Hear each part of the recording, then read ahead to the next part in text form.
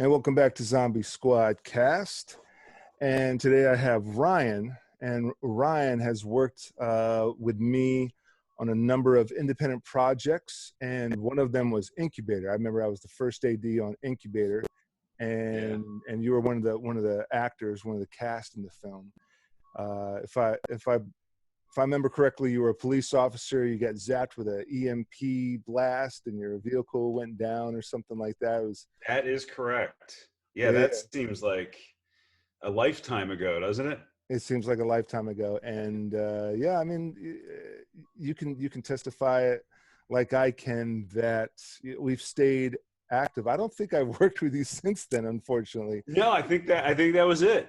So, but yeah, that is. well, go ahead.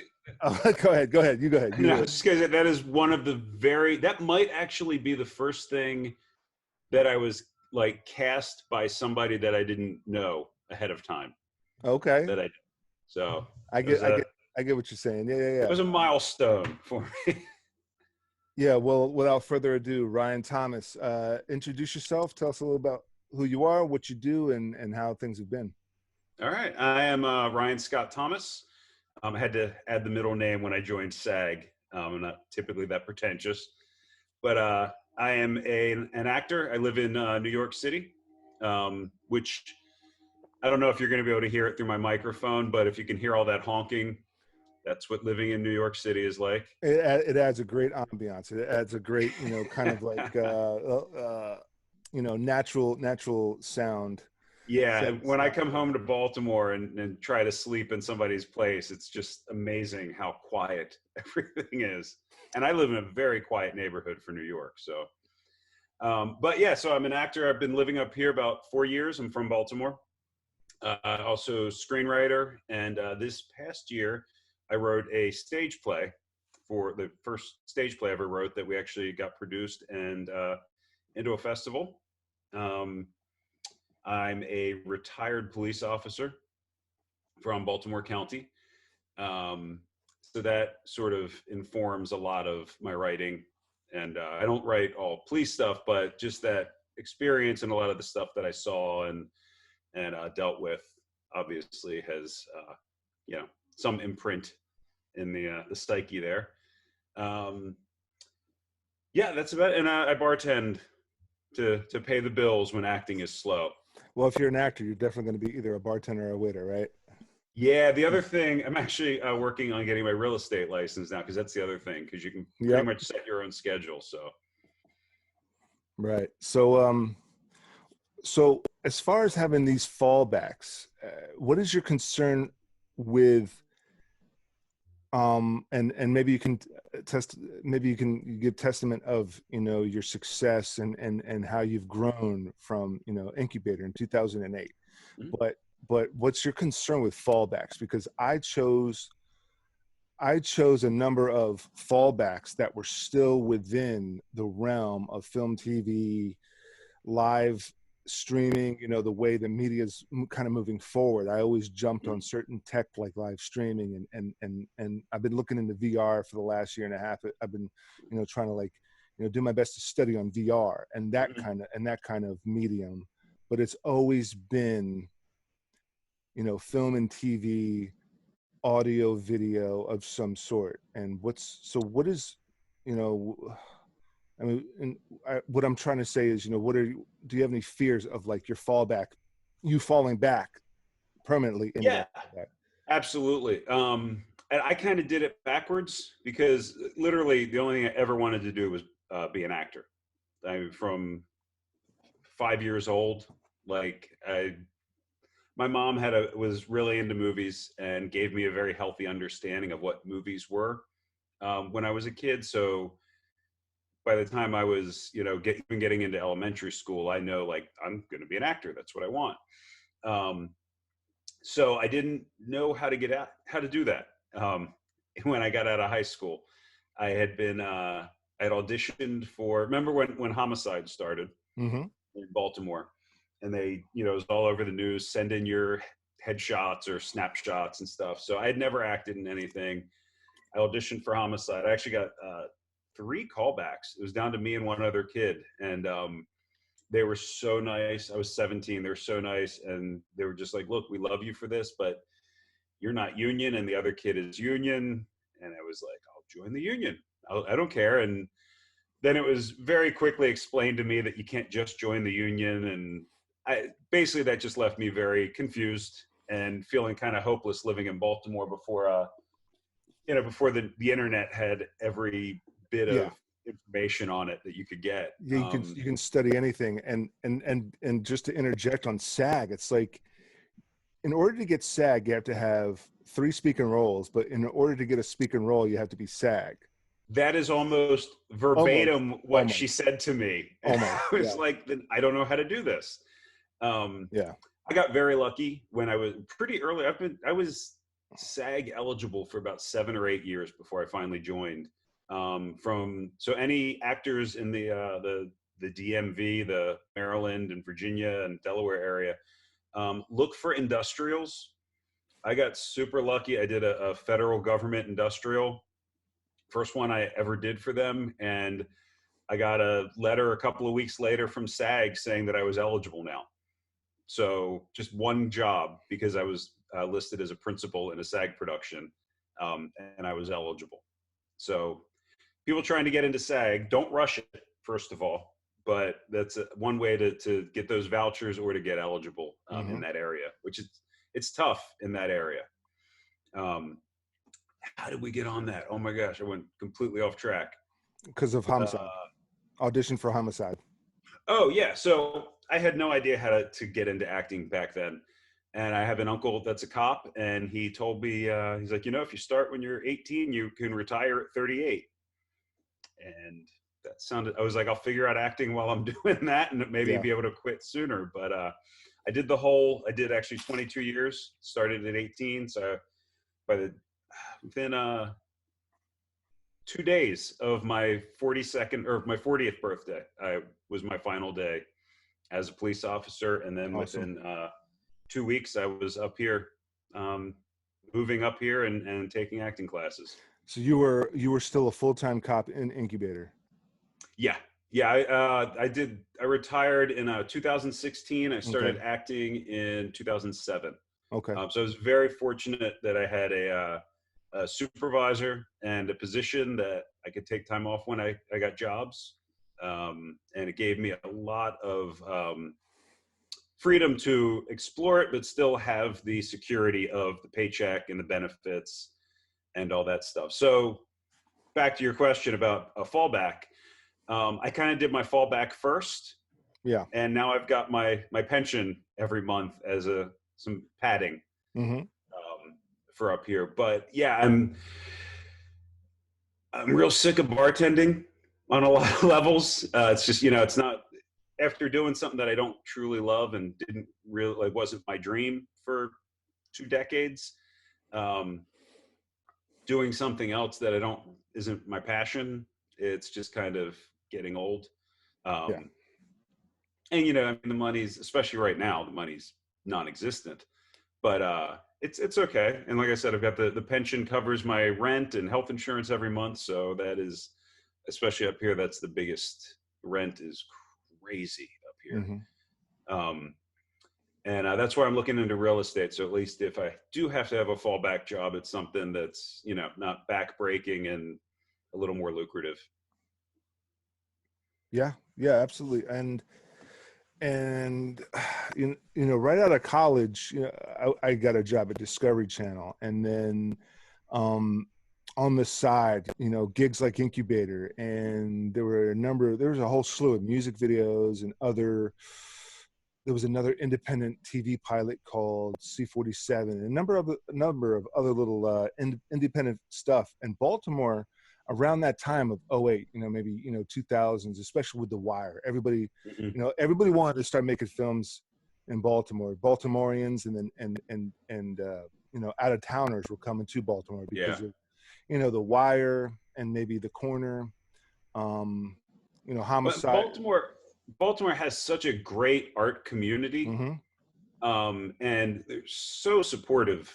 I mean, almost everything I've ever worked on, for the most part, had a couple of nightmares here and there, but for the most part, the community is so supportive of its other members. Right. You really can pull off things Oh like yeah. big productions in Baltimore for almost no money. And I think, there's a couple of, especially the Creative Alliance, and Mm-hmm. there's a couple of other organizations and small little, artistic outfits, Yeah. in the area that really push to keep that going. John Waters, his whole career is based out of Baltimore, and Yeah, all. and there's some just really great, unique and fun filmmakers Mhm. in Baltimore. Like two guys that I worked a bunch with and just love them to death. Chris LaMartina and Jimmy George do a lot. Well, yeah, actually, they have a new one coming up, but they haven't had one for a few years. But they do a lot of horror comedy, micro budget, and I mean, we worked on things. The first thing I worked on with them, actually, take it back. The second thing, the first thing had even less. I think it was like a $500 budget. The second one we did, $5,000 budget for a slasher movie, and it got international distribution. It's just they just sent me recently, and this was filmed back in like 2008, I think. It's been released on Blu-ray. A German company did a 3D conversion of it. Oh wow. That one's called President's Day, if anybody wants to look into it. Really fun, like homage horror comedy to like the 80s slasher holiday themed movies. I think I know what you're talking about. I think I've seen posters for it. Yeah. So Yeah. I'll definitely try to find that, because I could probably find that on Tubi, right? You know what? I'm not sure I've been where it I've been is. addicted to Tubi and Pluto, so I'll try to find that Yeah. President's Day without a doubt. Yeah, it's a fun one. Yeah, absolutely. And like I was saying, I also joined the National Guard as an MP in 2011, Oh, and nice. that was kind of like, that was a very strategic fallback, because the National Guard, I'm sure you're aware, is 1 week in a month, 2 weeks in the summer. Especially with the DC National Guard, it's more federalized than other state National Guards, and so there's more opportunities to say, I got $5 left in the bank. Put me on orders, and they'll probably have something for me for like 3 months, 6 months, up to a year. That's real. I didn't know that was a thing they did. That's really cool. And so you have like AGR positions, active guard reserve positions. You have technician positions. You have certain positions that are just going to be like 3 months, 6 months, where it's just like, hey, we'll draw up some orders for you for the next 3 months, and Nice. it's like being active. It's like being activated. It's like being active duty, but for That's really cool. that point in time. How do you think? What have you learned in that experience that's helped you with filmmaking? As far as crew wise, well, let me fast forward and say that I deployed in 2014. And if you remember Andre from Incubator, he was one of the camera ops, decided to move out to Albuquerque, New Mexico and start acting. And I was like, well, shit, I guess I got to start acting too. And I got the acting school, military, basic training, MP school. Yeah. So there's military skills, police skills. And so I basically put that on my resume when they say training or acting school. I just put in all my military information and then a bachelor's in film and TV. And a lot of people saw that like, hey, this guy, might not be Pacino or De Niro worthy or Johnny Depp worthy, but this guy can play the cop. This guy can play the soldier, the grunt, whether it's a lead, supporting, or featured. And so I started pumping out headshots. I started taking a bunch of pictures of me over there in Kuwait, because long story short, we were deployed for there in Kuwait, running a small jail. I'm a corrections MP. Okay. And so, what little time we were in the jail, all the other time was spent in the gym. So I was, taking pics, gym pics, uniform pics. Nice. Another buddy of mine in my unit was thinking about doing it. So we were taking pictures of each other. I was photoshopping them. And in payment of him taking some dope pictures of me on an iPhone, I would Photoshop his headshots as well. And I'm not sure what he's doing, because I think he transferred to a New York Guard unit, and not sure what he was doing. But The second boots hit back into the States, back in Maryland and DC, I think it was 3 months after I got home from Kuwait. I went on Craigslist, applied to an acting gig as a cop, and I had a close up for 5 minutes on basic cable. I mean, and it was just kind of like steady like that. And I don't know if it was that, I don't know if there was that much production back then, but if you're aware, all those ID crime shows were shot around here. There was 4 different production companies. There's a bunch in New York as well. I was surprised when I moved up here. I was like, well, no more ID shows, but I've done 3 of them. Mm-hmm. And like just last year I did 3 of them. Hey, look, I mean, you know, the pay scale might be slightly different, and you know, the amount of work might be slightly different, but the thing is, billions of people watch this stuff. Oh, sure. You're on TV. I mean, you're on TV. So, and it's great just for it's good looking footage. Mm-hmm. If you're, especially when people that are newer, there's just this whole thing with people getting into acting where and I did it too. But like, I feel like a lot of people when they get in are just like, I have to get my SAG card. I have to get my SAG card. And I'm always like, do the non-union stuff as much as you possibly can. Mm-hmm. Build up your skills. Get used to being on a set. You know, just get all the networking and stuff, because I joined the union a little over a year ago because I got cast on Blue Bloods. So I had to. And nice. I was expecting it, but I was very surprised at how quickly the audition rate dropped off once I joined the union and couldn't do all those non-union, and especially all the ID shows that I was doing probably 2 auditions a week for. Yeah. But, you know, like you said, the trade-off is the money. Yeah, I'd say, you know, I'm 50-50 with these auditions, and you know, still the end all be all goal for me is to write and direct. Mm-hmm. To write and direct. But you know, I'd love to get, you know, an acting gig on this, that, and the other thing as Detective What's His Face. I mean, take a look at Richard Belzer as Munch. Mm-hmm. Yeah. I mean, he's played the same character. And 40 years now? 30 some years? 30 something. And I think Ice-T's about to catch up with him as I always forget Ice-T's character on SVU, but I can't remember it either. But I guess he just not only that, but Belzer was that character on Homicide, and then regular Law and Order, and then SVU. Like and I think there's 1 or 2 other shows that he has appeared as X-Files. And X-Files. Oh, that's right. Yeah. And The Simpsons. Wow, that is incredible. Yeah. You know, funny story. He is actually, the character on Homicide was based on a friend of mine that if you ever read the book Homicide, like the first, I'm going to say third of it is all about this homicide sergeant named Jay Landsman, who they used the name in The Wire.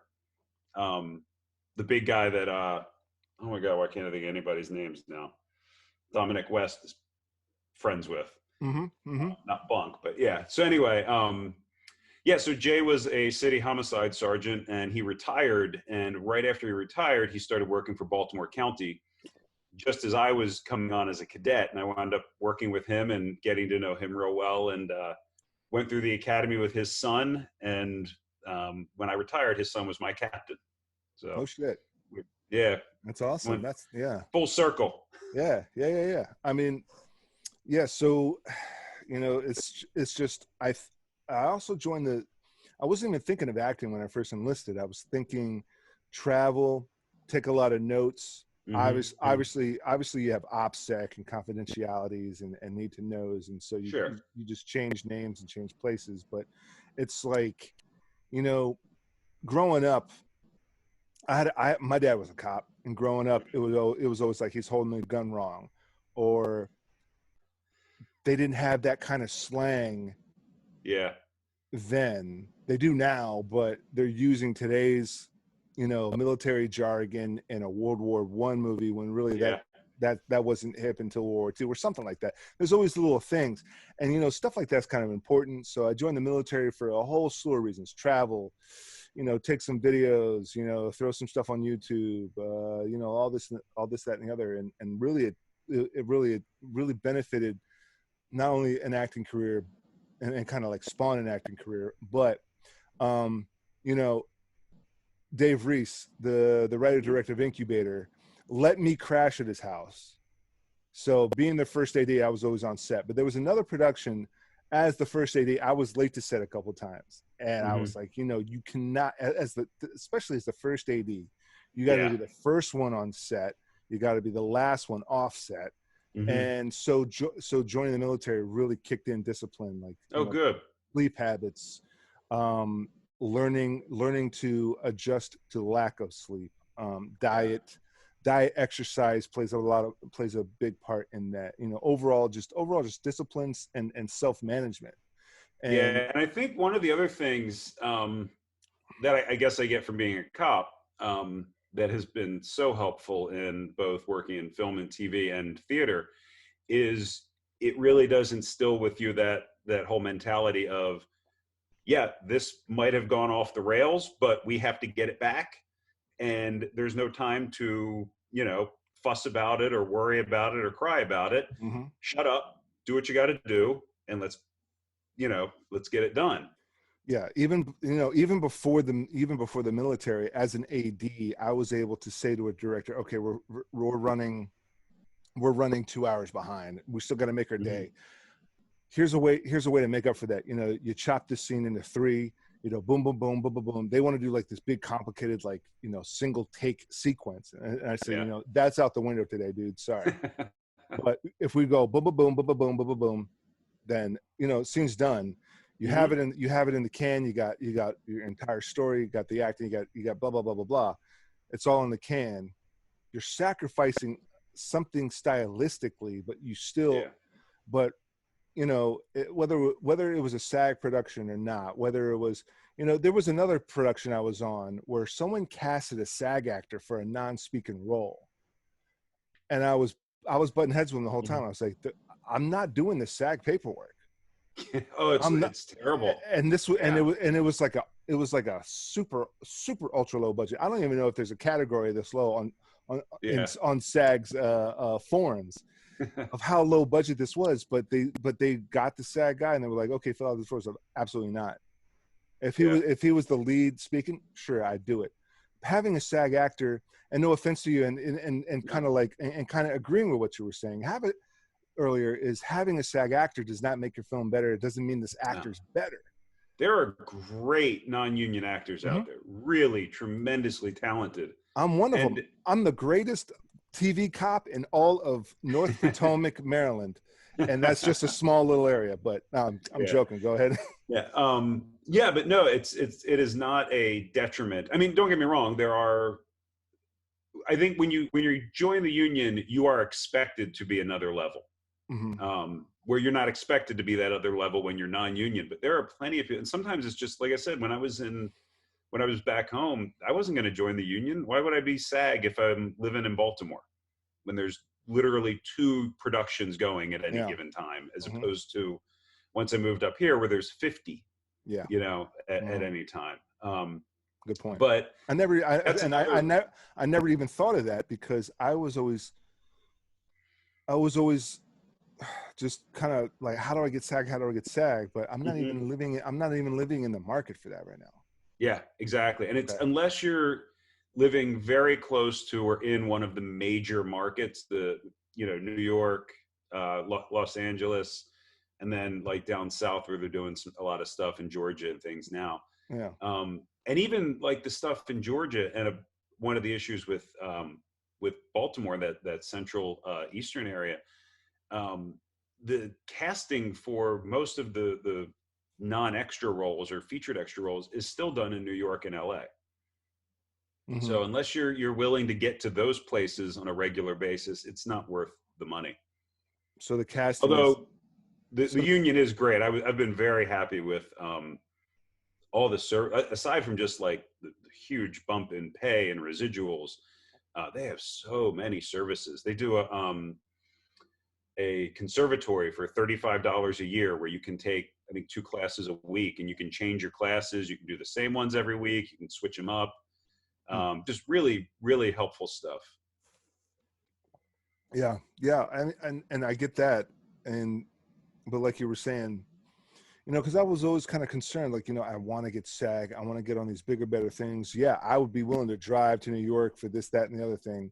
Mm-hmm. But then, me and the girlfriend, got engaged and then married, and now we got a kid, and it's like, okay, let me try to reassess and see, is it worth getting SAG here, or just one or two things just pick up and blow up, Yeah. and then take that commute or whatever. But And what I tell everybody is, sorry, I won't lean on the table. It's it's bouncing. okay.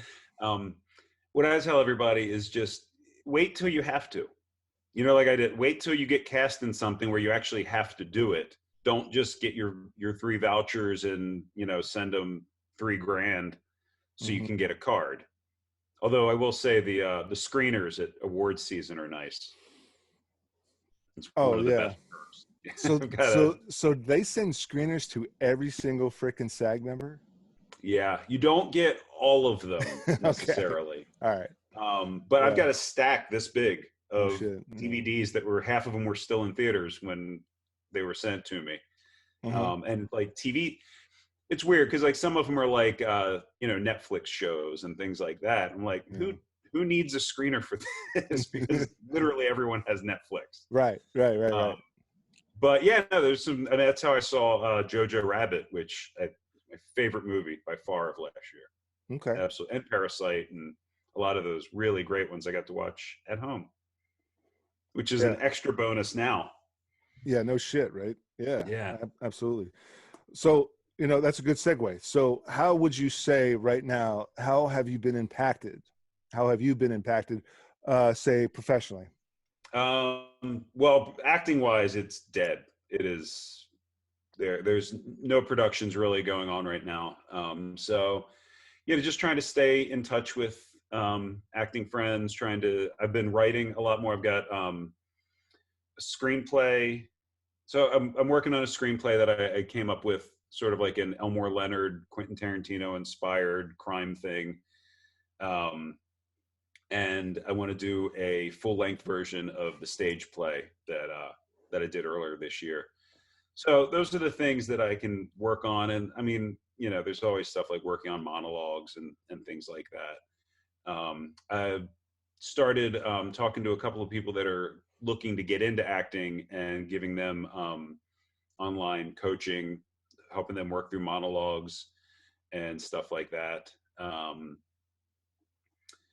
But yeah, the bartending job is dead. Fortunately, I work for a company that mostly does catering, Mm-hmm. and I sort of saw it coming Yeah. because I was like looking at our schedule. This is a great job for actors because it's not like working in a bar where there's a set schedule or you have to get coverage for your shifts. So like if I get an audition tomorrow and I'm supposed to work, I can call them and be like, hey, I'm not going to be there tomorrow, and they'll get somebody else to fill it. It's not a big deal. But I could see all these events getting canceled weeks ahead of time Yeah. before everything really broke out. Yeah. And I was just like, this is going to get really bad. And then when I looked at the calendar and there was nothing there for like 3 weeks, I got on unemployment right away. So I know a lot of people are really struggling with just trying to get the websites to work and stuff like that. So Yeah, that's another thing. I can't believe billions of people, if not trillions of people, are using Netflix and Hulu, and that shit might crap out for about 30 seconds. yeah, I don't know how many people are in the state of just Maryland, but that website went through 6 different like revamps, fixes. oh yeah, And that's a government site. So yeah. I mean, I'll accept New York's unemployment website maybe crashing. I'll accept Yeah. maybe California's, but Maryland, I mean, come on, man. It's a government site with Yeah, and maybe. I think New York was just because of what New York is. I think they Mm-hmm. were a little more prepared to roll with the punches. And maybe more prepared. Yeah. Yeah, living here does toughen you up, and it does make you ready to just deal with whatever shit comes your way. Listen. The last time I called a business, or last time I called a landline, or last time I called a number, and I heard that busy signal. Remember the busy signal from the 80s and 90s? I can't remember the last time I heard that. And when I tried, and when Maryland's unemployment site wasn't working, and then I would try to call them, and it was just busy signal. What the hell is happening? And of course, things are picking up, and they got things fixed, and you know, I'm making, you know, and I'm not really utilizing it as much as I had anticipated, but you know, things have come together and things are working out great for me and the family. But it's like, come on, man, it's a government site, but Netflix and Hulu is running smoothly. Yeah, I haven't had any problem, not even slowing down with either of those. And thank God, because I mean, I don't know, I'd probably be more productive if it wasn't working, but right. I look at that as research too. I mean, genuinely, like I've told, I was talking to an acting friend, and somehow it came up that they've never watched Breaking Bad. And I was just like, you need to look at every episode of Breaking Bad as a masterclass in acting. If you watch it for no other reason, it is some of the most tremendous storytelling and performances you could ever watch. Like it's just fantastic. So if people are in this industry, you should be wanting to absorb as much of it as you can and see what works. And even just if you're, I know with actors, a lot of times there's the attitude of like, well, I don't have to write it, I just have to show up and say the lines. But there's so much more to that. And when you can watch these truly brilliant actors doing these complex characters and see how they do it, it's just such a, like, Walter White is so reserved through most of it, with crazy stuff going on. And I think that's the thing, that when people first get into acting, they think good acting is being really super emotional and intense. And there's so much more power in quiet and stillness and, you know, flailing your arms around and screaming about things. And that is one of the things I think you really can pick up in watching shows like that. Yeah. Was it Bryan Cranston? Yeah. As Walter White? Yeah. Walter White. And so, yeah, you can see it there.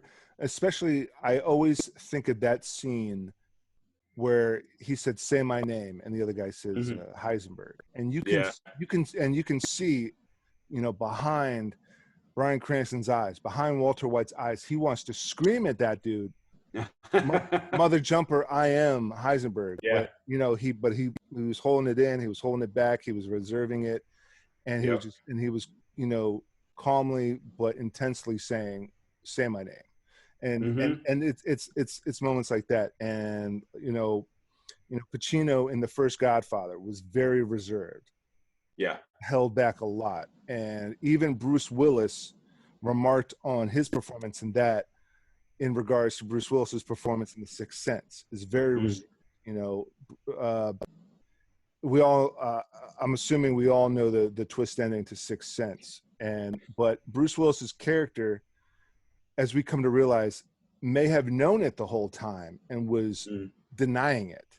Yeah. And he was holding that back, and he was reserving it. And you could see that in his relationship with the kid, is that he was reserving something. He was holding something in until finally, when he accepts that, and then we realize it and the whole plot twist. But when he finally accepts it, that's when you kind of feel this whole flood of emotion come out, which made it even more powerful. But if he was like, you know, flailing his arms the whole time, then it's like we get exhausted by that. Yeah, absolutely. Yeah. And what did that just remind me of? Oh, you're talking about Pacino. I so lucky. I got to work on that show, Hunters, on Amazon. Oh, no shit. Yeah, okay. I got to work a whole day standing next to Al Pacino, and just the most amazing thing to me was he was very nice, very self-deprecating, and really funny. Like even like caricaturizing himself a few times, and very funny. But he had a bit of a monologue in this scene that, like, when you actually see the episode, they trimmed, feels like more than half of the scene. It took us all day to film, but every time he did it, and we did it a lot because it's a lot of people in the scene, there's a lot going on, there were so many camera angles and so many different shots that they were going for, and a lot of different activity.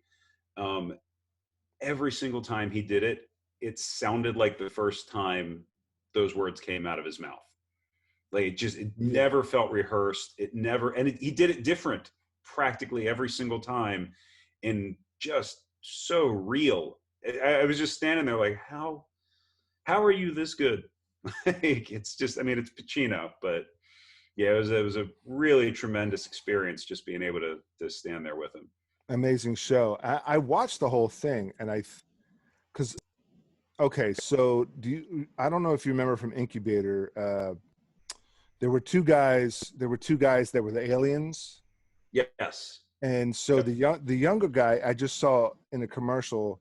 So I might have seen you in Hunters, or I might have seen you in something else recently, and I'm not exactly sure, and that's why I was reaching out to you, and I was like, I was pretty much also spamming out to all my, all my social network connections, to, like, that's what it's for.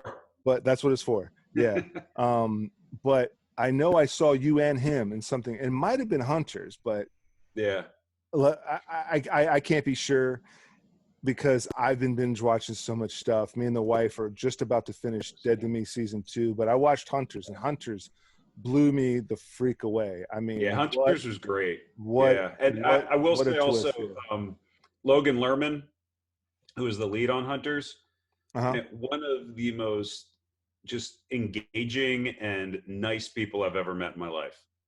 Talk to him most of the day, and just so friendly, and so it just, like, looks you right in the eyes the whole time you're talking to him, listens to you, has follow-up questions, just really such a pleasant person to work with. Yeah, personable. Yeah. I was going to say a few minutes ago, and you reminded me, so I was also on New Amsterdam back in November, but I was playing a police officer, and I had to, if you ever watch Doctor Who, Freema, I'm going to say her name wrong, but Freema Agyeman, who was one of the, Agyeman, I don't know, one of the companions on Doctor Who, she's on New Amsterdam, and I had to arrest her in this scene. And I was talking to my co-police officer, and something came up about me being a retired cop, and the director heard me, and he's like, "Oh, so you're good with the reading because they had us reading the rights." And I was like, "Is this how you guys would normally do it?" And I was like, "Well, no, we never read rights when you're arresting somebody. It's unnecessary, and it's a very specific time." And they were like, "Really?" And they're like, "Should we not read the rights?" I'm like, "You do whatever you want to do, but these are also wrong." And they let me rewrite the lines on they're like, "You just do whatever you're going to do and just go with it."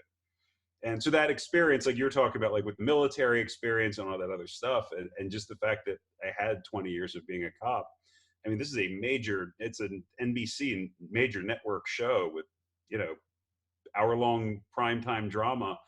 And the director is sitting there telling me, "Yeah, no, go do whatever you got to do." And so I've dealt with directors that are open like that, and willing to, a director is like, a leader, like a creative leader with, a crew to help him put together this thing. And I've dealt with directors that are just running the whole thing, micromanaging, and it negatively affected the whole production. Absolutely. And the outcome. Yeah, filmmaking and TV and all the and theater are so collaborative, and if you take out the collaboration from it, I think you really do hurt the project. Yeah, in a lot of ways. Absolutely. Yeah. And ego, and of course, I think a lot of that has to do with ego and oversensitivity, and micromanaging and control issues and what have you. And I wrote and directed something, and someone,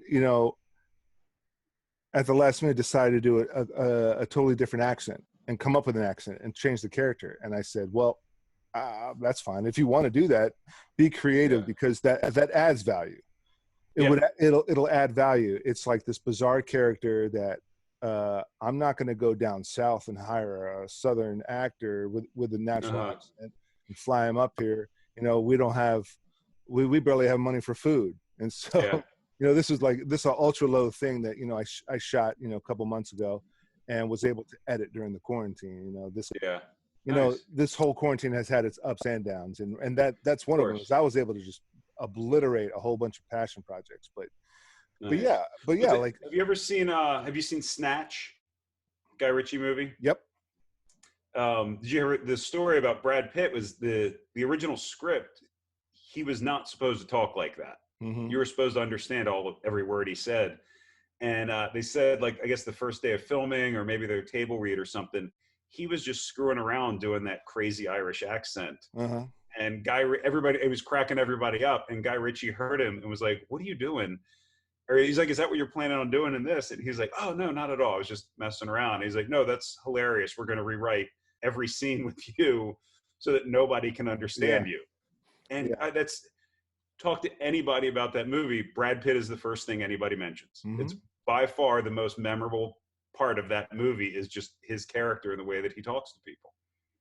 Yeah, that's when Brad Pitt had that really good run, you know, from Seven to Fight Club to Snatch to something else, and then he had a bunch of great ones in there. And then he's done a couple of obscure ones too. But yeah, I mean, I like most of his work, but you know, he gets a bad rap because it's like he does great work that isn't ever a blockbuster. Yeah, you know, but he does great work. A great actor, man. He's just, I remember when he first was getting famous, and he was just the new pretty boy from, you know, Legends of the Fall and Thelma and Louise and stuff. That's what and it was Seven that when I saw, I'd seen, I think, Interview with the Vampire, didn't like it. But I saw Seven, and I remember walking out of that theater and being like, that guy is amazing. Yeah. Like, so blown away. Legends of the Fall. And he still does interesting things. Oh yeah, he does a lot of, you know what it was? It was the Oceans movie. I mean, it's just everything he does with Soderbergh is amazing as well. But so he had a really good run, and then I guess he just gets a bad rap because if he's in something, it's not going to be a blockbuster. But it's going to be a great film, great product. But I'm a huge Brad Pitt fan. Yeah, he absolutely. And I think I'm the one straight male that I know of that loves Legends of the Fall. Awesome freaking movie. Awesome. I got to watch it again. I think I would like it now. I think I saw it when I was like 17 or 18, and just like, whatever. I didn't have the emotional intelligence back then. Right. Emotional intelligence. Exactly. Yeah. But yeah, no, he's great. And Seven is a movie that just completely changed how I looked at movies. And like, I remember walking out of Seven, so glad I saw it in theaters and didn't know anything about it. But, I think I saw it with my best friend. It was like opening night. So literally nobody knew anything about it.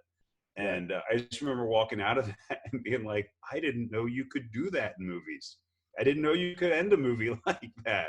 Yeah. And it just blew me away. And David Fincher is amazing.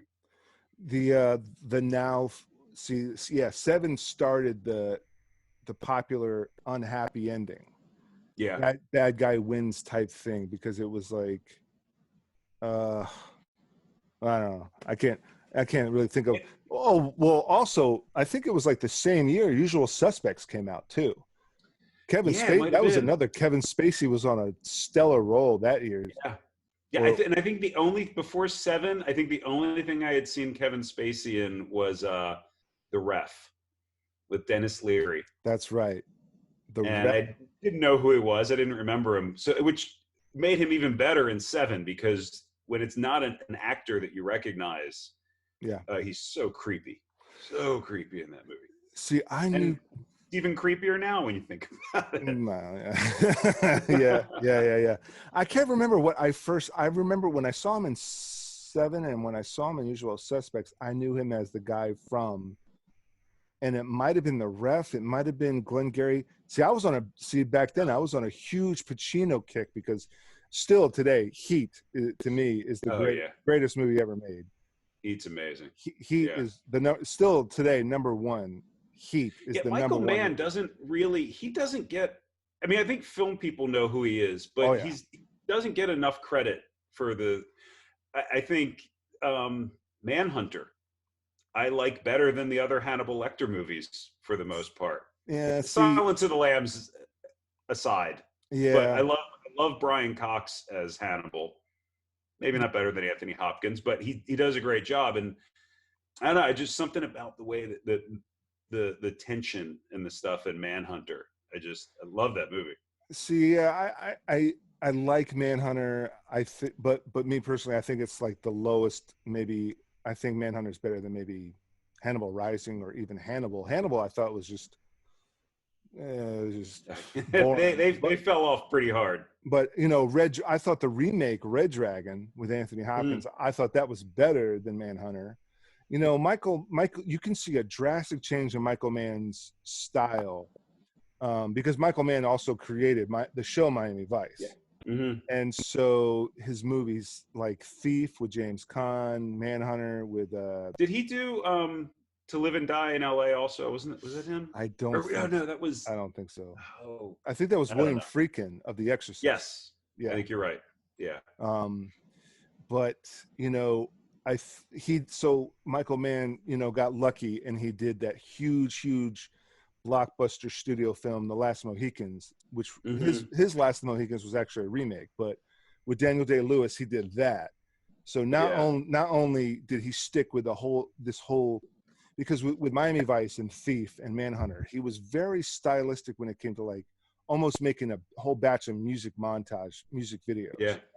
And not to jump on another tangent, but basically Rocky 3 is Stallone's Rocky 3 is basically the creation of the modern day music video, because Rocky 3, Rocky 4 are all just basically music videos, if not just a whole bunch 4 of or 5 in there. Yeah, but Michael Mann kind of ran with that style with Miami Vice. He kind of did that style with Thief and Manhunter. Mm-hmm. But I think he kept like how music was important, but he found his visual style with The Last Mohicans, and he ran with that. And the way Heat looks, feels, sounds, is acted, plot twist, a batch of characters that, Heat's not one of those movies like, the movie Crash, where every single character is connected. Heat is not like that, but you can follow every character, and every character is important, from Pacino and De Niro all the way down to Dennis Haysbert as that cook who just happened to be in the pen with De Niro, and they grabbed him at the very last end, but they followed him in the beginning. Yeah. This ex-con who got a cook job and hates his parolee cook job. And, how is Natalie Portman as Pacino's daughter, maybe in a total of 15 minutes in a 3-hour movie, super important, and all these characters are just so dynamic and so important. And he was able to pull that off. And the style, I mean, forget about it, just the style. I mean, you could put that movie on mute and still enjoy it. Oh, absolutely. Yeah. And that it's so tough to write those kind of things where every character is important. And I mentioned him earlier, but it reminds me a lot. One of my all-time favorite movies is Out of Sight with George Clooney and Jennifer Lopez. Mm-hmm. I love Elmore Leonard's characters and writing. And that's another one of those movies where there's probably 15 memorable characters in that movie, and every single one of them is important. And they don't all know each other. They don't all interact. Every single one of them affects the story in some way. And he's just got such a gift for even like, I just watched his 3:10 to Yuma, the one with Christian Bale, and not the original, but the Christian Bale and Russell Crowe a few weeks ago. And man, he's just got such a great way of making things intense and serious and real, but so entertaining and funny at the exact same time. It's like, did you ever watch the show Justified? Yeah. See, I don't know if I ever finished it, but I know I got up to the point where that MP popped in. Oh yeah, Ron yeah, Eldard. Yeah. yeah. It's another Justified and Breaking Bad are my two favorite dramas of all time, and it's just that the writing of Justified is incredible to me because it was a 6-season series. Elmore Leonard wasn't technically working on it, but he was still alive when they were doing it. But I was reading an article where they said the showrunner had all of the writers, everyone in the writers' room, read just about every book that Elmore Leonard ever wrote, and they would pick out character ideas and situations and just straight lines of dialogue and weave them into Justified because they wanted every episode to feel like it was written by Elmore Leonard. And he Okay. was a huge fan of it, and they would even send him scripts and he would send notes back, just because he loved what they were doing with the characters. Yeah. Yeah. Okay. Very cool. I might have to go back and watch Justified. So, yeah, I just remember when Ron Eldard popped in. He was like a former MP Yeah. turned, I think that was I want to say it was the 5th season, cartel maybe. henchman or something. And Yeah. I might have to go back and maybe just pick up in the middle because I know I got up to that guy. So Yeah. but yeah, you know, I got into Elmore Leonard because of Jackie Brown. Mm-hmm. And you know, because you know, Tarantino, you know, when Pulp Fiction came out, the funniest going to the movies story ever is my mom. So I must have been, you know, 13 or 14, and my mom took me to go see Pulp Fiction. This was back when trailers gave you just enough. Yeah. I'm sure she was aware it was R-rated. I'll take you to this one R-rated movie. I'm sure she was aware it was a gangster flick. That's okay because John Travolta's in it because she grew up with Saturday Night Fever. She grew up with John Travolta in, you know, she loves John Travolta in Saturday Night Fever and then the sequel Staying Alive. And did that movie, Travolta did that movie with Jamie Lee Curtis about the aerobics. And my mom was always into big dance movies and stuff like all the dance movies, Dirty Dancing, Flashdance. So these were all movies that my mom showed me as a kid, you know, those 80s movies that I've always loved. So she took me to go see Pulp Fiction. And I guess maybe in the first couple of minutes, she was liking it. That whole dance sequence at Jack Rabbit Slims. Jack Rabbit Slims, yeah. And then the rape scene comes along. And I'm laughing my ass off because it's just so out of the blue. Like, what in the hell's going on? So bizarre. And she is so upset. And she's looking at me like, why are you laughing? And I'm like, because it's supposed to be funny because it's so awful and yet out of the blue and unexpected. There is this, and then and then the other scene was when Travolta accidentally blew the guy's head. That is one of my favorite moments in the history of cinema. His just completely nonplussed reaction to it. Just that, oh man, I shot Marvin in the face. And my mom was not happy at all. And so we went in, she was like, John Travolta dancing, John. And then we go out, she's like, I hated it. And I'm like, this is like the greatest movie. I want to become a filmmaker because of this movie, you know?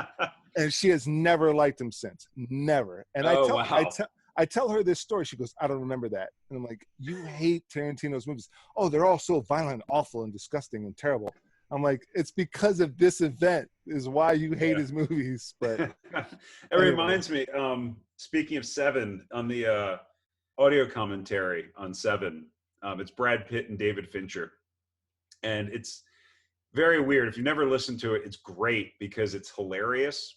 So it's weird to watch Seven and laugh while you're watching it. But David Fincher talks about when they did the test screenings.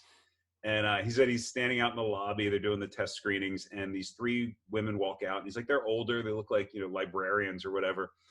And I hear the one lady say to the other 2, the people that made that movie should be killed. And he's like, whoa, what the hell? Like, why are they so angry? Like, and he said he saw them put their feedback cards in. So he went to pick them up to see what they wrote. And he's like, then I realized the front of the feedback card was the invitation to the ticket to get into the screening. And it said, "You're invited to see the new movie starring Morgan Freeman, Driving Miss Daisy, and Brad Pitt, Legends of the Fall." And he's Yeah. like, okay, fair enough. Anybody that was coming to see this expecting something like Driving Miss Daisy or Legends of the Fall would probably want to kill me. Yeah, like unintentional, unexpected false advertising, sort of. Yeah. Yeah, yeah. I mean, yeah, yeah. That was like, I guess, like Pulp Fiction. Yeah, my mom was like Travolta, the dancing guy, the sexy dancing guy from all the movies, and he was a little bit out of shape, and they kind of like Yeah. made fun of that in the movie. He was a little bit out of shape, terrible haircut. Yeah. That haircut was the dumbest freaking haircut I've ever seen. But I don't know that he's had a good haircut in a movie in the last 30 years. well, Or we. God bless him. God bless him. I mean, maybe I get Shorty. Speaking of Elmore Leonard, might be his best look.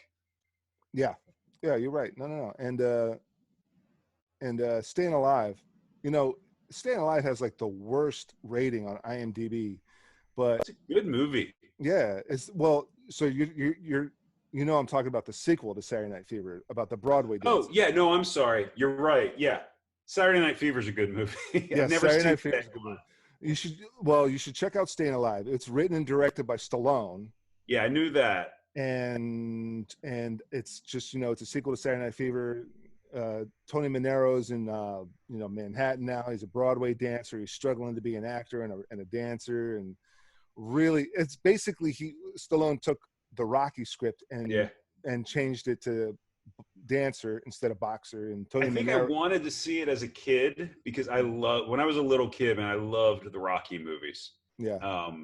So I knew that and again, I was somewhat smartened up to the film industry through my mom. So I think when Staying Alive, I was probably like 6 when it came out, maybe 5 or 6. Yeah. Can't remember what year it was, but I remember like my mom telling me, "Yeah, you don't want to see that." I was like, "But Rocky made it." Yeah.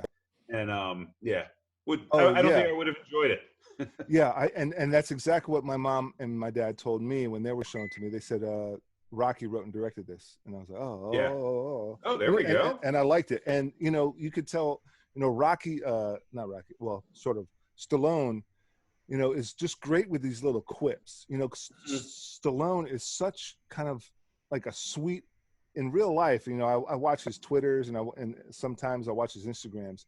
He's such like a sweetheart kind of comedic personality. He does, he's done a lot of violent stuff and in the movies, but in real life, you can kind of tell he's just a sweetheart kind of guy. He's so much like Rocky in real life. Corny jokes that make you chuckle, but are lighthearted. They're heartwarming, lighthearted jokes, and it's not like hardcore jokes that you might burst out in laughing, but they're not R-rated jokes. And like I remember the one line in Staying Alive that stands out is these rich pompous dancers invited him to this party in Times Square somewhere. So he gets all dressed up, he goes to the doorman and he's asking for the lady's name, and the doorman says, "Are you expected?" And he goes, "To do what?" and it's like you and right there, and it's good writing. It's kind of funny, right? But it's good writing in such a way that right there, where Tony Manero's from, where these people are. Yeah. He's from Brooklyn. He's from like, shithole Brooklyn or the Bronx or something, or Queens. And here he is in Manhattan talking to a doorman who says shit he's never, like, who has introductory phrases he's never heard of. Expected to do what? And what was it? She's so classy. She's got this accent. And his friend's like, an accent doesn't make you smarter. If that was the case, you'd be fucking Einstein or something, like, because he's got that New York accent. But yeah, well, and the expected line is so great because a different performer, it could go so many different ways. Like he could have just played it like he's dumb, which I think a lot of people would do. Or you could play it like a veiled threat, or a lot of I love that kind of writing that's just not so on the nose with everything. Yeah. But moving on, how would you say you've been impacted by this personally? Uh, I got to be honest, is like the isolation, it's not that rough on me. I'm relatively naturally introverted. And I've got a nice apartment that's in a pretty quiet neighborhood. Yeah. So it's given me a lot of time I like to write. So that is a very isolated activity for the most part. Um, I do, aside from the missing out on acting work, I do really miss a lot of, up here in New York, there's so much stuff you can do acting, like networking, acting wise, classes and things like this. There's a great thing that happens every Tuesday night at a theater. It's been going on since the first Gulf War, so since like 1989 or something. On Tuesdays, they have writers bring in their work, and they do live, sort of not really a table read, but they just hand the scripts out to the actors that are there, and then writers get to hear the first 10 minutes or 10 pages of the play that they're working on, or something else they've got coming up, just to hear it and get feedback. And it's totally free. So and I'm telling you, there'll be 150 to 200 people there every week. Yeah. Famous people come in. One of the girls I was talking to, one of the times I was there, they actually did 10 pages of one of my scripts. And I was talking to this girl there, and she was saying she got called up to do a scene once, and all the actors introduce themselves before they do the scene, and you're just sitting in the chairs. It's not really like fully staged. And she was the first one, so she introduces herself, and then a couple more people go, and she hears a voice down towards the end of the stage, and she said, my first thought was, oh, that poor girl, her name sounds just like Uma Thurman. And she's like, I looked down the row, and Uma Thurman is sitting there doing a cold read for this random author's work at a free event that happens every single week. Still training, still practicing. Yeah, exactly. And still like staying connected with that level of, for lack of a better term, but like the real, where people are just in it for the art. They're just doing this stuff because they love it. Mm-hmm. And it's really great. Like there's so many things that I would love to be doing, but the more important thing is making sure everybody is safe and healthy for right now. Yeah. Yeah. But yeah, going back to that, it's like staying grounded. I mean, some people just forget that and forget where they came from, and forget, what it was like to really struggle. Mm-hmm. And so, and maybe they didn't struggle. So there's no reason for them to be at that level to stay grounded and to refresh and that sort of thing.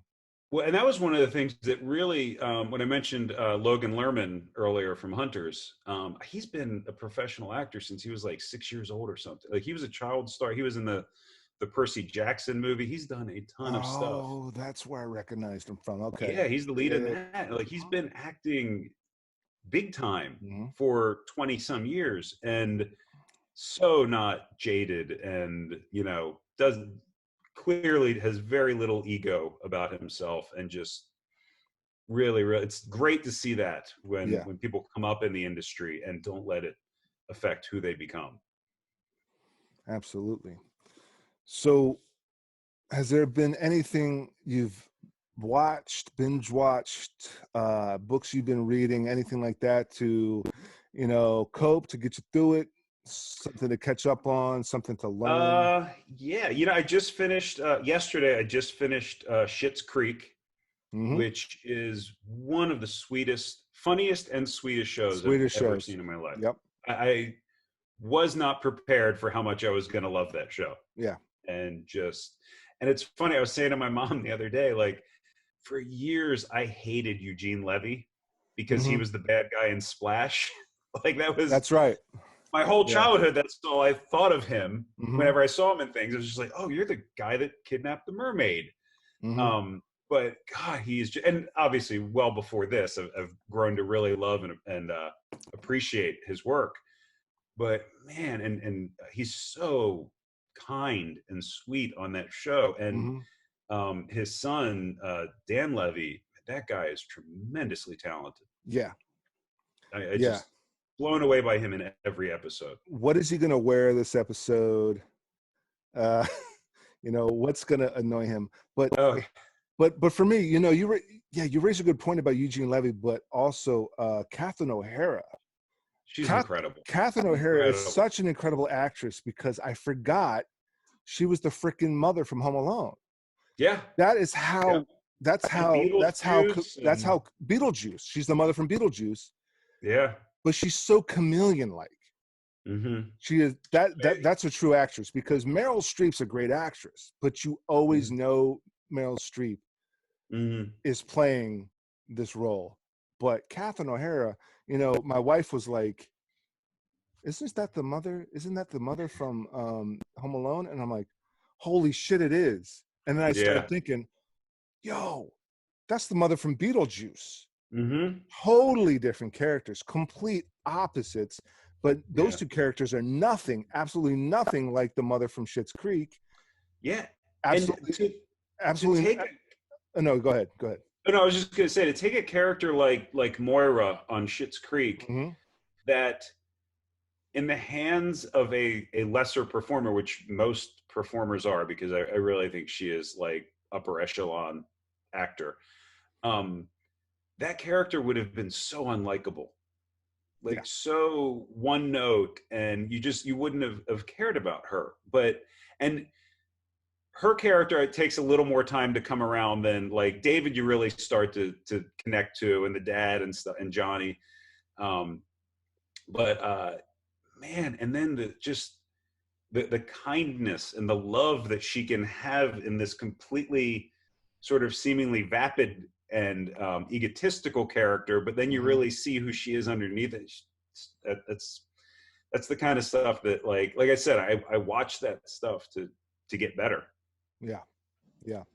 But you mentioned Dead to Me earlier. I finished season 2 of that right before I started Schitt's Creek, and I think I liked the second season better than the first. So we're getting so many mixed reviews. Schitt's Creek, everyone's got it at the top of their list. We've been getting so many mixed reviews about the second season, but I've liked it so far, and I think we have one episode left, so no spoilers. But no. We have Christina Applegate. Oh my God, she's amazing on that show. Yeah, she's phenomenal.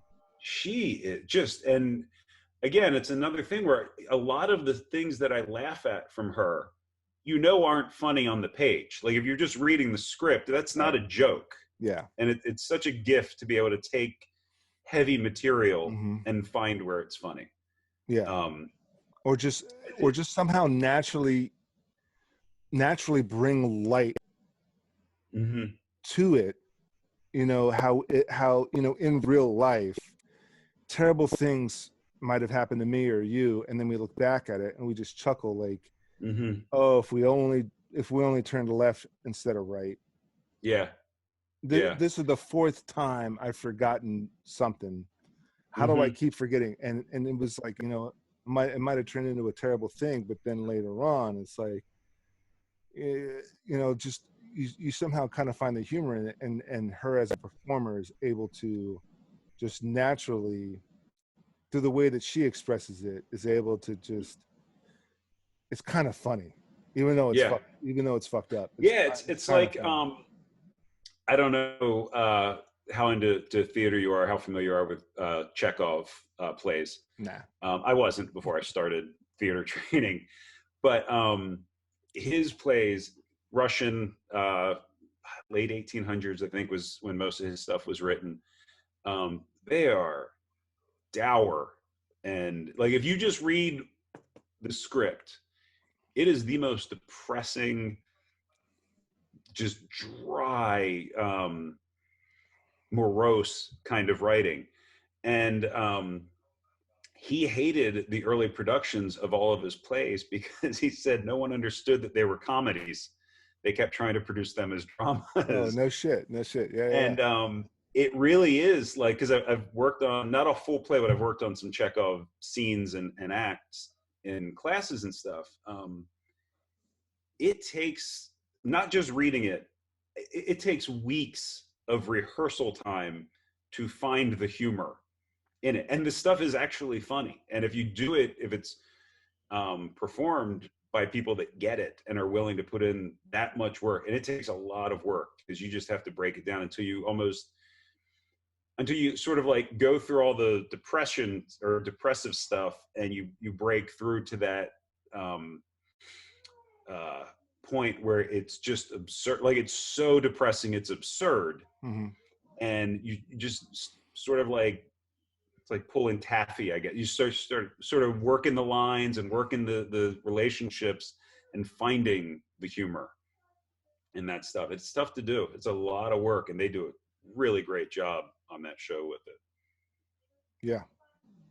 Yeah. And the other two things I've been watching for the lighter stuff, What We Do in the Shadows. Have you seen that? Yep. I saw the movie. I've seen a little bit of the show. Yes. That's all of it. I mean, Taika Waititi's just a genius on every level. Yeah, thank God he's taken over a lot of properties in the MCU. Yeah. And you hear he's doing a Star Wars movie now too. I did not, but yep. I'm glad to hear it. Writing and directing. Yeah. Yeah. And the other one on the other end of the spectrum, have you ever seen Banshee? It was on I think it was on Cinemax. It was a series. I'm familiar with it. It's about a crime family or something. It's a criminal gets out of prison. He does 15 years in prison. He comes to this little town looking for this girl that he was involved with. And the first day he's there, the new sheriff that's coming from cross country to be the new sheriff is murdered by these guys, and he happens to be there. So he takes his wallet and assumes his identity, and this criminal becomes the new sheriff of this small town in Pennsylvania. Okay. It is the most like, have you ever watched the Spartacus series that was on before? Mm-hmm. It's a lot like Spartacus in that it is the most gratuitous, over the top, ridiculously violent and hypersexual thing you could possibly watch. But it's a really good story. And it's so funny because I described it to somebody as like, it's dark and complex, but at the same time, it feels like it's written by a 13-year-old that has no idea how violence and sexuality really work in the real world. Right, right. So it's just fun, crazy show. You know, and I don't know how I felt about Spartacus because of that. You know, it was great storytelling, but fuck, man. I mean, watching someone on camera be castrated, I'm taken out of it. You know, you can't play around with angles, and it was like, so Sam Raimi and Robert Tappy were involved, were producers, executive producers of that, and they're known. Oh yeah, I forgot about that. Of the Spartacus Spartacuses anyway. That's how they got Lucy Lawless, I think. Right, because they also did, I think, Xena and Hercules. Hercules. Yeah, and obviously the Evil Dead's in the Spider-Man. So Evil Dead, you know, that should tell you enough. Yeah.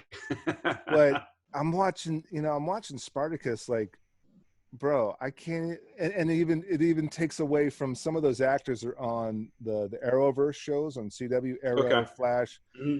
Even seeing them kind of takes me out of the Arrowverse shows, because having seen them in the Spartacus shows and just seeing like the gratuitous sex and violence is just and honestly, like, the whole reason I started, I don't know what maybe put Spartacus on the first time. Yeah. And I watched an episode or so, and then I told my wife at the time, I was like, you've got to see this show. I can't believe they're even making it with all of this stuff they put in here. And then we started watching it sort of as a goof. And then, like, halfway through the first season, I'm like, this is really good, right? Like, this is actually a good show. It was good, yeah. Yeah, now, Banshee doesn't have the castration or just like the full-on male nudity like Spartacus did. But man, I'm telling you, every single episode, there are at least 2, sometimes 3 or 4 elaborate, crazy, violent fight scenes. Like, this had to be a stuntman and stunt coordinator's dream job, because it really just seems like every week they went, okay, yeah, they're going to fight around a pool. You guys do whatever you want. And they just go nuts. So if you're into that kind of stuff, I highly recommend it. I am into that. I am big It is a fun show. I'm big into, like, Jackie Chan, like Jackie Chan's work back in, when we started releasing his stuff in the mid 90s here in the States. I was seeing every single one, or renting every single one. You'll enjoy the fights in Spartacus then, because it is very much that kind of, like, somebody getting beat up by somebody bigger. How can they use their environment? How can they be more clever? It's a lot of that kind of, and at the same time, it's so everybody in the show is a ninja. Like, everybody is indestructible practically. All the good guys are indestructible. But it's fun. And another one, if you like Banshee and Spartacus, there's a show called Strike Back, which is about a CIA task. I think it's about a CIA task force. Well, the first season is a 6-episode British. Somebody was just telling me about this show, because I just looked it up and saw that it was a British show. Well, the first season was a British production, and I think Cinemax bought it and added. I don't want to give too much away, but added characters. Rick Grimes from Walking Dead is in it. I don't know if he got a start from it, but he's in the first couple of seasons. And I don't want to give too much away, but then Cinemax added some American characters and made it kind of like a CIA joint task force, whatever MI6 is, or So it's. Do you know if it's streaming or where it's streaming? Well, I think it was a Cinemax, or a Showtime show. So wherever you might find that, I've got this great app called Just Watch. And anything you're looking to watch, you just search in there, and it'll give you every place it's streaming, and it'll even tell you how much it costs if you have to rent or buy it. Okay. Just Watch. Like, saves a lot of time. I bet. All right, that's a good find. So what would you say is your next agenda or set of plans for, say, the next month or two? Two big things: get my real estate class done, which I'm doing the online class, and it is just mind numbing after a while. So I'm struggling with that, just to get it finished, but get that done, and finish the first draft of the screenplay that I'm working on. Okay. And then I'll put that aside. Actually, I'd like to do like a table read or something of it, or a Zoom read, just so I can hear it. But then I'll put that aside and work on the stage play, the full length, because I like to take some time before I go back to do rewrites and sort of forget as much as I can of it, so that I can read it with sort of fresh eyes, and find out what doesn't work. It's so. You said you write also, or you did say it. You know how it is. Like, just because it's in your head and you write down what's in your head, to somebody else reading it, it doesn't have, the insight into your brain. Sometimes things just don't translate well. So doing the table reads and stuff is really helpful. Yeah. So I hate dialogue, and I try to minimize dialogue as much as possible. And then, if it were to be produced, I try to get into this whole, you can take the dialogue and run with it and that sort of thing. But writing, I write very, very minimal dialogue. And then the table read is where, for the most part, is the dialogue.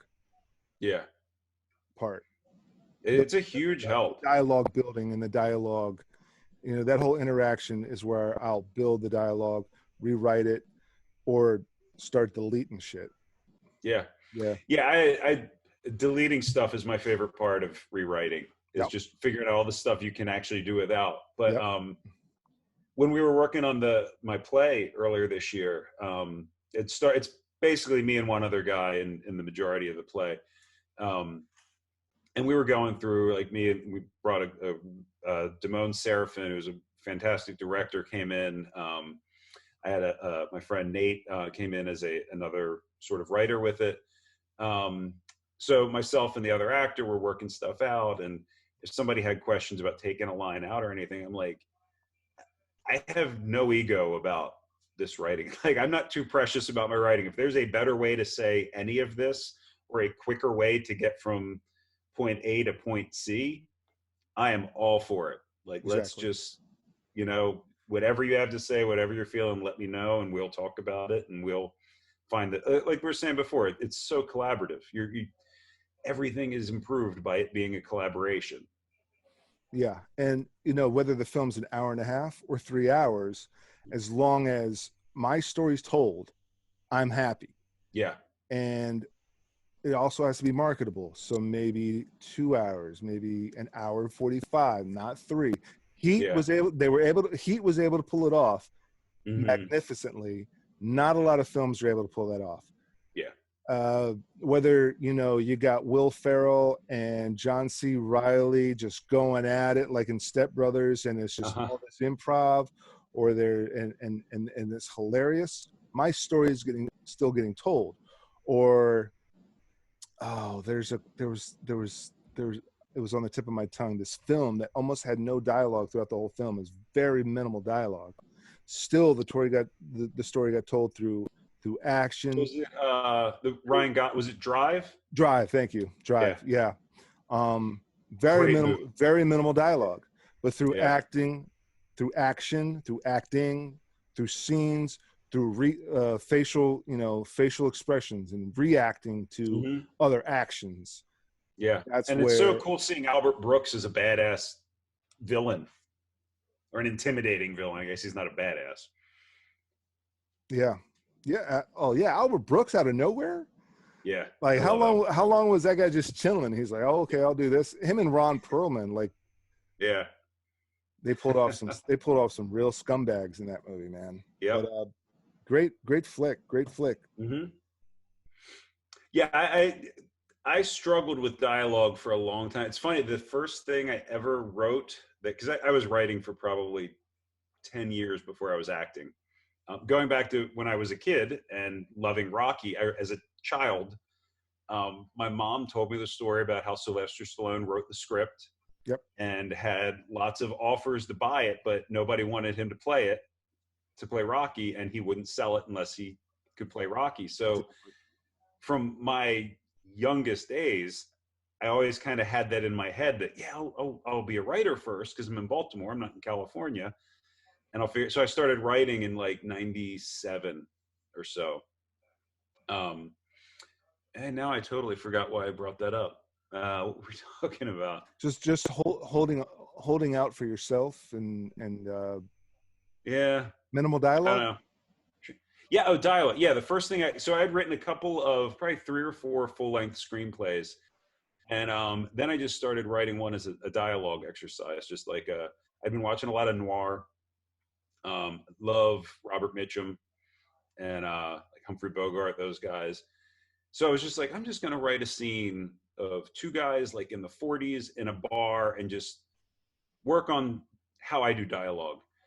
And it turned into a short film that I showed to a filmmaking friend of mine. And he read it and he's like, I want to film this. And I couldn't believe that. And we pulled it together. And that was the first acting that I ever did was working on that. It's also when I realized I don't ever want to be a producer ever again, because that is all the work that I don't love about this business. Yeah. I have a colleague who's an actor, a professional actor, and a producer, and this poor guy is just, he wants to be an actor, and he's a great actor, but to further that and to compound that, he delved into producing and assistant directing. And the guy, we worked on a film a couple of years ago. I was a second AD on it, and he was producer, and I think he played a very small role at some point. I came on late, but he was, what little hair he shaves his head like you do, and he was still finding hairs to pull out. He was just it's a nightmare. This thing's kicking my ass, man. But it makes you, if acting is this focus, it makes you kind of like you were saying, like you're more focused towards directing and stuff. But I'm sure that being in front of the camera makes you a better director and writer. Yeah. Because So you get that side of it better. exactly. So a lot of directors liked working with me because, first off, my acting arena is really just law enforcement, military. So I'm like, a lot of times, and I'm not tooting my own horn, I'm not trying to, like, you know, be a braggart or anything, but I always get a call or an email. Hey, I got a detective role. I'm gonna call you first. You're so good at it. Da da da da. I'm happy being typecasted, number one, but number two, typecast is still still cast. Yes, I'll take it. Typecasted is still casted. But I have a degree in production. I've done a lot of production, so I know what a director and a cinematographer and a sound guy wants. Exactly, And it makes such a huge difference. But as a performer, I'm not going to rush. I'm not going to half-ass it so we can get through. I'm going to give a great performance. My three acting rules are: know your lines, connect with the character, and be comfortable in front of the camera. Yeah, because I tell, because I've taught acting at like community college back in Baltimore and stuff. I tell everybody the biggest hurdle, the single biggest hurdle, is just getting comfortable. Once you start feeling comfortable with people looking at you perform and being on the camera, like, not saying it's easy, because if it's done properly, it's not really easy. But once you get past that point, it's a totally different world. And then you can really start focusing on, you know, improving everything else. But just, and from your experiences, and again, from mine, like when I've talked to people about auditions and stuff like that, and how they get nervous through them, and like with what you've been through, I'm just like, yeah, I've pulled knives and guns off of people that were trying to use them on me. I'm not intimidated by these three guys sitting on the other side of that table right now. What are they going to do to me? Tell me no? Then I don't have a job that I didn't have to begin with. And Bryan Cranston, in his book, said the moment things started changing for him in his career was when he stopped trying to book roles in auditions and just looked at it. I'm paraphrasing pretty much, but just looked at it as an opportunity to perform. And that's what it is. Like, if you're trying to make a go in this industry, you better love it. Like, you better love performing. Yeah. And I relish those, even if it's just for like a 2 or 3 line thing. It's fun to go in and just get it, an opportunity to show somebody that you don't know that what you do and what you bring to a role. And I think, and I don't take this for granted, I think I'm luckier to have skill sets both in front and behind the camera. I love film and TV. I love the new technology. I love the old technology. I love all the new things that are coming out too. And I'm learning new things like live streaming and all that other stuff, and the VR and all the new technologies. And I'm dabbling into that so that I can do this podcast. And I'm you know, doing something different, still film and TV, you know, doing virtual conferences, doing live, producing and directing live DJ sessions with, you know, EDM artists and hip hop DJs and EDM DJs, and doing all that remotely, finding a way to work around the quarantine and work remotely, me in my house, you in your house, but we're still producing something live or live to tape. If I'm in front of the camera, I love being a part of the film, whether I'm in front of the camera or behind it. And you know, also just the satisfaction. I might not be getting paid $1 million, but just the satisfaction that I'm doing it professionally. I'm doing what I love, but I'm doing it professionally. It's a great feeling, isn't it? Yeah. I mean, at least it's paying the bills. Am I able to take this money and invest it into something further? Maybe yes, maybe no. But also quality of life and satisfaction in life is a payment. And you know, something to show off to family and friends is the payment. My wife getting a text, I just saw the commercial again, and it's like, you know, I don't want to call it an ego boost, but it's kind of like, you know, a healthy boost to the self-confidence, and it feels really good. Yeah, it does. Yeah, I did if you ever take a train anywhere, in all the Amtrak stations around the country, where all the TVs are, they do like PSAs, and I host the section that's about like what to do if a shooter comes into the station. Mm-hmm. And I did that probably 6 years ago. Mm-hmm. Oh God, longer than that. Probably close to 10 years ago now that I filmed that. And it was non-union, so it was only a couple $100, and now they use it forever. Mm-hmm. But yeah, and then they told me after we filmed it, they were like, yeah, that's going to be in every Amtrak station in the country. And it's still almost 10 years later, it's still running. Still running. But it's great. Like, I still get messages from a friend that's like in Chicago that's like, oh, I was just in the train station. Look who I saw. And they'll take a picture of me on the TV. I just saw the Toyota thing again, dude. I thought Yeah. it's springtime. Why is there still a winter sale going on? It's springtime. And I'm like, I don't think technically it's spring yet. So, it's always, it's fun little things like that. Exactly. Yeah. That it's, you might not see a residual from that, or, even like you said, there might've been a couple of $100 just for a couple of hours. Yeah. And hey, a couple $100 for 2 hours worth of work is still great. But but the beauty of it, and if you ever want to watch one of the best documentaries on filmmaking, Heart of Darkness is a good one about the making of Apocalypse Now. But Full Tilt Boogie, a documentary about the making of From Dusk Till Dawn, George Clooney, Quentin Tarantino, Robert Rodriguez. Full Tilt Boogie is one of the greatest documentaries on filmmaking I've ever seen in my life. And the first AD of the film was saying, I love this business because everything we do is on film. And like he smacked the hood of his car. He goes, that is on film forever. You're gonna see me in this thing, and you're always gonna have a copy of it. You can always find me. And that's the beauty of filmmaking is I hit the hood of my car, and that's imprinted on time forever. And you can always find it. You can always see this moment. This moment is always there forever. And that's a way to live long after you're gone. Yeah, exactly. And people talk about legacies, and people talk about, I have a couple colleagues, and they have very entrepreneurial mindsets, and I love that about them. And I'm dabbling into like business ideas and kind of like spanning brands and things to create not only active income but passive income. Mm-hmm. But you also have to love what you do. And anybody can buy real estate and flip it. Anybody can invest in real estate and have renters or buy real estate and do Airbnbs and have passive income for years to come, and then save that and invest in stocks and then build that. Mm-hmm. But to me personally, I am looking into that, but that shit's boring. Yeah. And there's this whole employer mindset versus entrepreneur mindset. And I get that.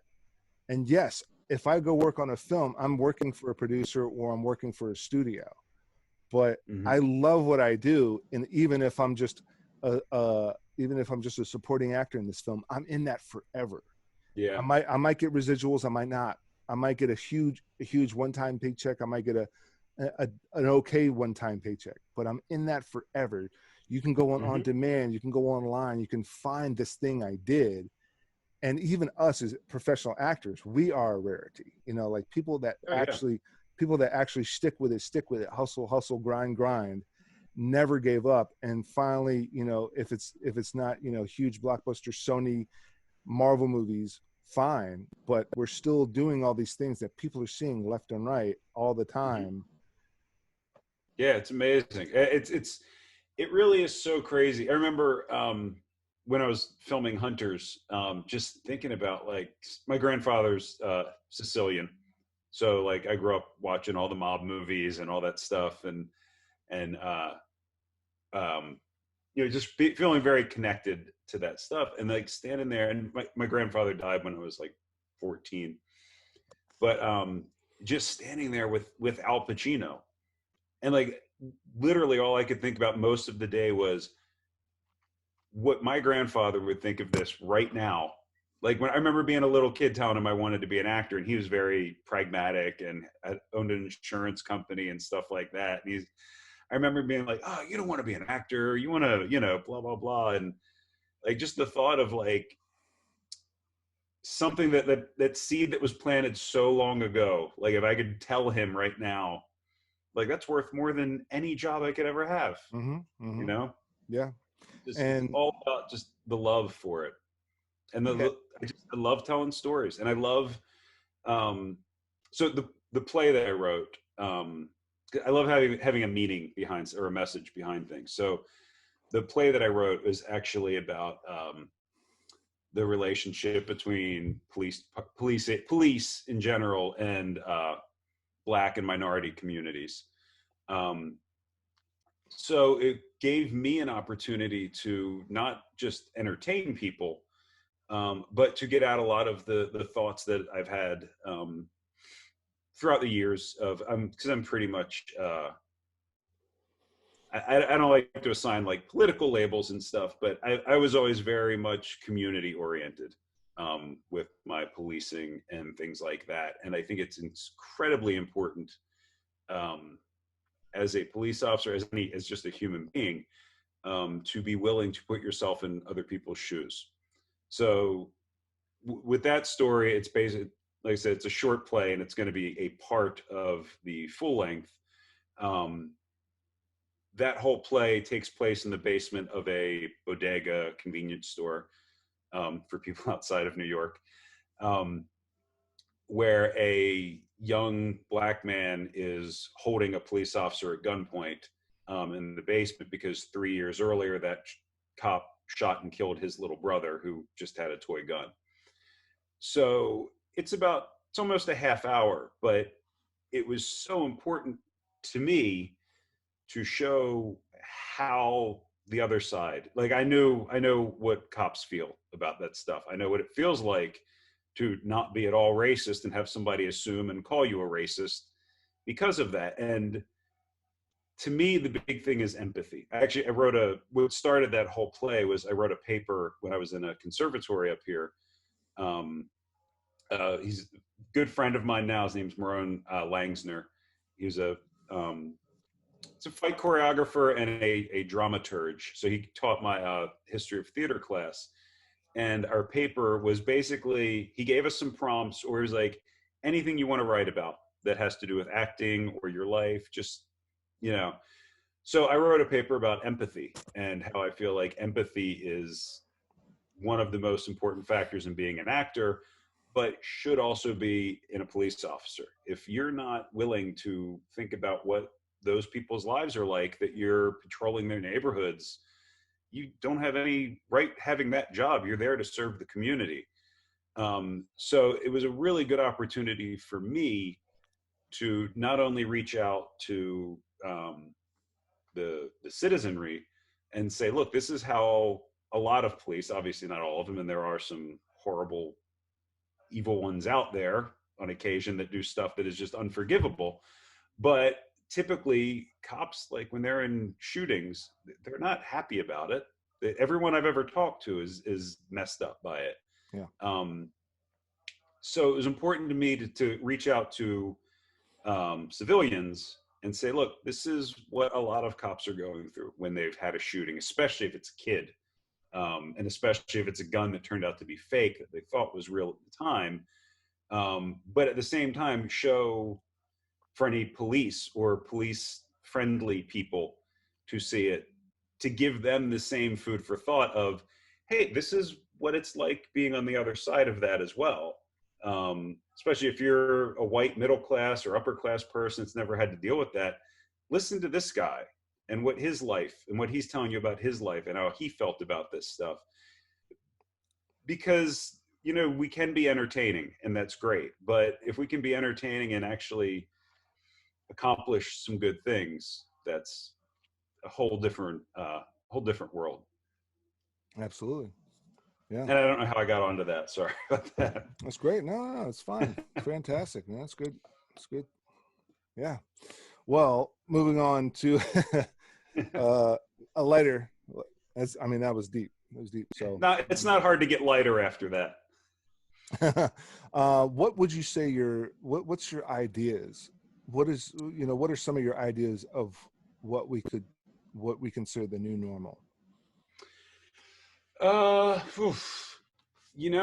I really, man, when this whole thing started, there was a really big part of me that was like, this is, hopefully this like really brings us together and makes us realize that, like, we're all vulnerable to something like the kind of like, if you ever read Watchmen, kind of that Mhm. whole like, look, there's a bigger threat Yeah. than us and what our borders are and what our economy or economic policies and all that kind of stuff. There's so much more to life Yeah. than those things. And I was very hopeful that this would sort of be a leveling experience for people all over the world. But I don't know. Maybe it is. Judging by social media, it's kind of not going that way. But I don't know. Mostly, I'm still trying to be optimistic and hoping that when we get through all of this, we will have a little bit more just camaraderie or brotherhood as just human beings instead of where you're from or what you believe in or your politics and things like that. Yeah. I'm a big believer in I guess I've never put a word to it before, but I guess you could call it like anti-tribalism. Like I feel like anything that separates us, that whole like you're in this tribe, you're in that tribe, you went to that school, so I don't like you, or you like that football team, so I think you're stupid, and all that kind of stuff is just so aside from being short-sighted and immature in a lot of ways, it's not what the world is anymore. Right. There was a time, like I get it, like I get why we're wired that way, and I think that's where a lot of the ugliest things of our world come from. The violence from religions, the racism, and all that stuff comes from those days when we were all whatever stage of evolution we were in. But like anybody that was outside of your tribe could be a threat because they're going to kill your livestock or your crops and things like that. And that's not the world anymore. This is truly a global society now, where with travel and economy and everything else, everything one country does or the people of one country affects so many more. Yeah. So hopefully, I hope part of the new normal is more of a global view of our problems and our issues than just these sort of, I think, short-sighted, um, isolationist kind of things. Absolutely. Okay, great. But I think we're all going to be a lot more used to seeing people wearing masks from now on. Yeah, that's probably going to stick around for a while. I'm sure. Yeah, That's going to be like a semi-norm. Is that someone wearing a mask? I mean, they were doing that for years in China, in yeah, Japan, and I think it yeah. had to do with maybe smog or air Well, they quality did it. or I mean, I know a lot of it was because a lot of like Japan and a lot of areas of China are so dense, so densely populated. That remember, because that seems to be where a lot of like the bird flu was worse hmm out there and things like that. So my understanding was always like that's how that trend started.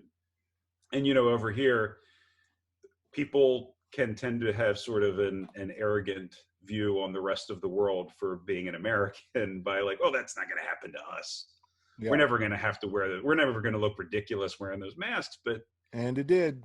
yeah, and we did. And we're all wearing them now. And Asia was a decade or more ahead of us Yeah, and to prepare for that. and during our flu season, we for a month, during the winter, we might not shake hands. We might do pounds, or we might be, Yeah, like, oh, germs right now. I don't want to shake.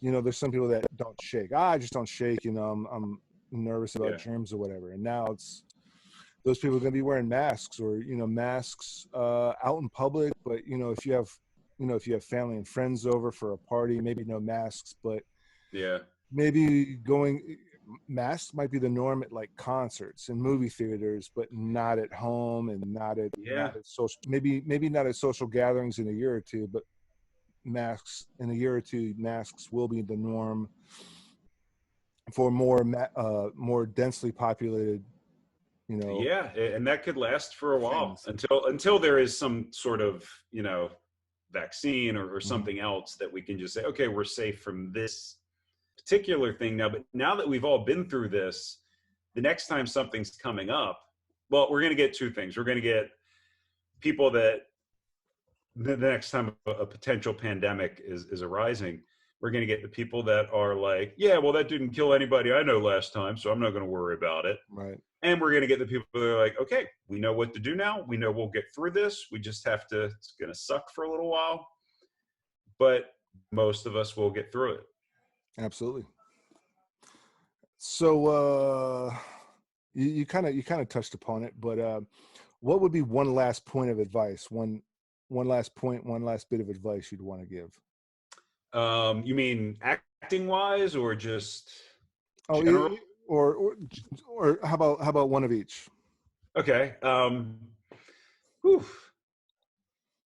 Acting wise, train, get classes. I resisted classes for the longest time, and I'll be honest with you, I think the reason I did, well, it was twofold. One, I think there was a weird arrogance when a lot of people get into acting, where it's just like, I can act. Everybody thinks they can act. It's like one of the only jobs. If somebody tells you they're a plumber, you don't go, oh yeah, I wanted to be a plumber, I could do that. But everybody thinks they can act when they watch people on TV. So there is a degree of that when you get into it. So I was very intimidated about taking a class. I didn't want to embarrass myself. I didn't know, because I hadn't done theater. I got right into TV and film and commercials and stuff. So I didn't know a lot of the terminology. I didn't know a lot of the authors and things like that. If somebody's looking to get into acting, I would just say take as many classes as you can, read as many plays as you can, really immerse yourself in the art of it. And if you're doing it because you want to be famous, find it another hobby, because doing it to be famous is going to make you miserable and you're not going to love it. And if you don't love this, it's such a hard way to go about trying to have a living.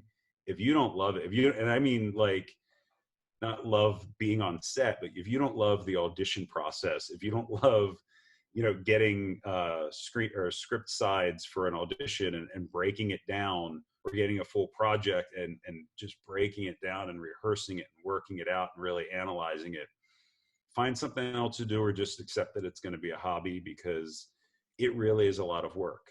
But it's work that I love. I love every aspect of it. So definitely get out and just do it. Just do it as many times as you can. Work with as many people as you can. Do every free project that comes your way, every student film that you can for a while. Meet as many people as you can and make those networking connections, because those are the people that if you're not a problem and you don't embarrass yourself on the set, those are the people that are going to be calling you for future projects. And I wanted to mention to you earlier, and I can't remember what you said that made me think of this. But because of where you are, I think they're still doing it in Colombia. Have you heard of, do you know Ken Arnold by any chance? Yeah. Or Dan Franco, those guys? Mm-hmm. Ken they run a, it's called Actors Club. And I think they still run out of Colombia. Okay. But it's on, if you search for Actors Club on Facebook, it's like the Fight Club bar of soap. Okay. The logo, that's how you'll find it. I highly recommend those guys to anyone in the DMV area. After I'd taken some classes and I finally went in and started doing Actors Club, it is super affordable. They're doing Zoom classes right now. And they have people, I mean, Ken's a longtime professional actor. People that don't know him, you've seen him in stuff probably. But like I said, it's super affordable. There's no commitment. And they have people from people that have never said a line in front of another person before in their lives, all the way up to, people with decades and decades of experience. So anybody that's looking to do some acting classes in that area, check those guys out. As far as just like general personal stuff, just don't be a dick to people. life is so much better that way. Yeah, You feel better, other people feel better, things work out for you better. Just be empathetic and try to understand what people are going through. And if you can't, just be nice to absolutely. Yeah, great advice. Don't be a dick. I like it. them. I like it, man. I like it. Well, Ryan Thomas, anything you want to plug? Any links, socials, sites? You can check out my website. My website is ryanscottthomas.com. And then if you're interested on there, you can find the links to all my social, Facebook, Instagram. My Twitter is pretty much empty because I just can't stand Twitter. So, but I'm pretty active on the other two. So Ryan Scott Thomas. Well, hey man, thanks so much for joining me. This was awesome. We almost hit the 2-hour mark. My wife's gonna kill me. oh, wow. I didn't even notice. That's great. Thank you so much, Glenn. I really enjoyed it. Yeah, thanks for thanks for being on and sharing everything, and learned a lot. And I'm sure we put a lot of stuff out there for people to enjoy. So to my viewers, like, subscribe, share, comment, thumbs up if you liked it, thumbs down if you didn't. Either way, ring the bell for notifications and check us out next time.